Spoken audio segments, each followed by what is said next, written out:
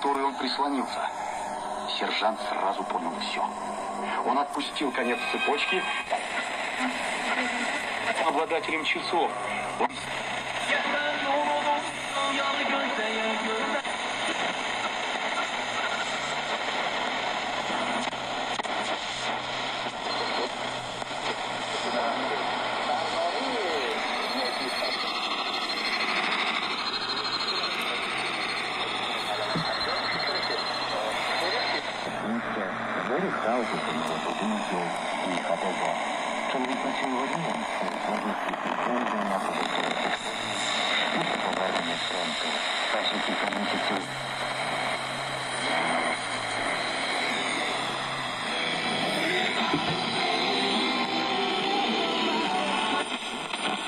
Все только на украинском, и за это время ты сумеешь занести то, что было, тогда теоретически я еще готов понять, как это будет работать.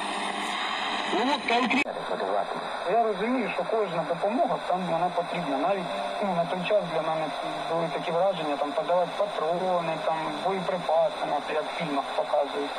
Повістку мені виписали, і автобусом в нас з села їхало 4 чоловіка. Так Сергій Шевченко із села Високопілля. Середні хвилі.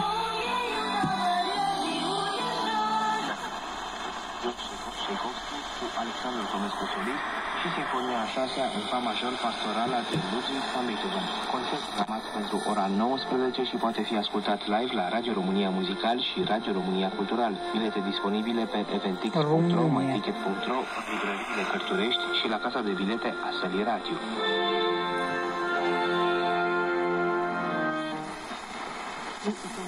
Особливо в сутінках.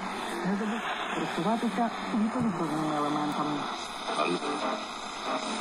Gala performanței.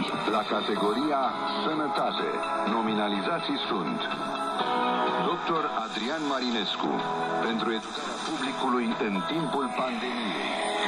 Asociația Dăruiește Viață, pentru primul spital de oncologie finanțat privat.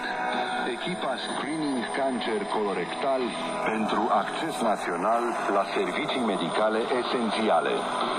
Dr. Vladimir Ciurea. После 19 часов. В субботу.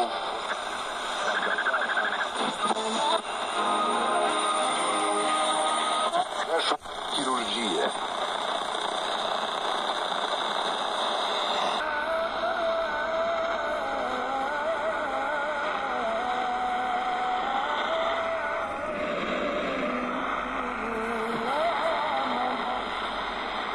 De la Radio România Constanța i-au întrebat pe oameni cum sunt afectați de această schimbare.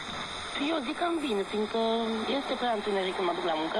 Ще сонце не зайшло, а вже так нормально станеться на середніх хвилях. Întotdeauna am preferat-o pe cea de iarnă, nu pe cea de vară.